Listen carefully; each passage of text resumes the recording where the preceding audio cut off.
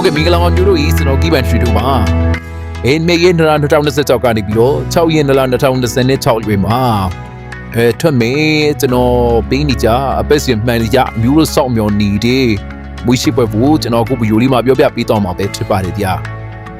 ကျွန်တော်တောင်မပြောပြသေးခင်အမျိုးတို့အားလုံးကိုသိပေးချင်တာတခုရှိပါတယ်ဒါပါလဲဆိုကျွန်တော်တင်တဲ့ဗီဒီယိုတွေကိုတချို့မျိုးတွေကတိမ်မကြည့်မိတာမျိုးပြရပါတယ်ဗျာဗီဒီယိုတွေကနူဒီနှိပ်မထားတဲ့အမျိုးတွေစီကိုကြတော့အချိန်ကြာမှရောက်သွားတော့မှားကြည့်မိနေကြပြီးတော့လွန်ခဲ့တဲ့နှစ်ပတ်ကျော်လောက်ကကျွန်တော်ပေးခဲ့တဲ့မွေးရှိခွက်ကိုအခုမှတွေ့ပြီးတော့မွေးမိတာမျိုးတွေဖြစ်တည်တော့မွေးကနလွဲထူနေတာကိုပေးရပါတယ်ဗျာအဲ့လိုမဖြစ်အောင်အတက်နိုင်ဆုံးကျွန်တော်တိတ်တက်ပြီးတော့တင်ပြီးထားပါတယ်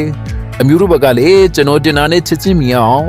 subscribe လုပ်ထားပြီးတော့ notification လေးနှိပ်ထားပြီးကိုအသိပေးချင်ပါတယ်ဗျာပြီးတော့နေ့စဉ်နေ့တိုင်း main 3ခွက်ကိုကျွန်တော် Viber ခုမှာအနည်းတန်းတင်ပေးပြီးပါတယ်ဗျာဒီနှစ်ဘက်ကဆိုရင်26ရက်နဲ့30ရက်ဒီ9ရက်တာကာလမှာနေကုန် main 3ခွက်ပြီးခဲ့တယ်ကိုနော်အဲ့ဒီနေကုန် main 3ခွက်မှာ9ရက်မှာကျွန်တော်2ရက်မှန်ခဲ့ပါတယ်ဗျာကျွန်တော် main 3ခွက်ကို YouTube က new တွေကိုကျွန်တော်ပြီးချင်ပြီမယ်မန်တက်ထွက်တဲ့ဈေးကွက်အပြောင်းနဲ့ချင်းချပြီးတော့တွက်ချက်ပြီးတော့ပေးရတာဖြစ်တဲ့အတွက်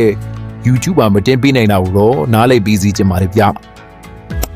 ကျွန်တော် YouTube ကနေအမျိုးတွေအားလုံးကိုမိတ်တော့ဝက်ရအောင်ကျွန်တော်စဉ်းစားပေးမိတာကတော့မနေ့စနေကဝင်းချင်မှာကျွန်တော်ရဲ့ဖူးနံပါတ်3998918432ဖူးနံပါတ်ကိုဆက်သွယ်လာပဲဖြစ်ဖြစ်ဘာလို့နံပါတ်3998918432မှာလာဟိုင်းတာပဲဖြစ်ဖြစ်လုပ်လို့ရပါတယ်ဗျာကျွန်တော်အမျိုးတွေအားလုံးကိုစေတနာတက်တက်နဲ့ကူပြီးသွားမှာပဲဖြစ်ပါတယ်ကဲအခု2ရက်နလ2026ကနေပြီးတော့6ရက်နလ2026အတွင်းကိုနှစ်ကြိမ်အနည်းဆုံးဖတ်ပြီးမင်းကျွန်တော်ရဲ့ဝီကနက်ရှစ်ခွက်ကတော့3489 590 156 358တို့ဝေးဖြစ်ပါတယ်ဗျာအဓိကမှာကျွန်တော်ကတော့ကျွန်တော်တင်လိုက်တိုင်းတိတ်မလွဲပဲနဲ့ချက်ချင်းသိအောင်လူတီလေးနှိပ်ခဲ့ဖို့မမေးခဲ့ပါနဲ့ဗျာဒါကတော့အမျိုးတွေပြောပြပေးတာပဲဖြစ်ပါတယ်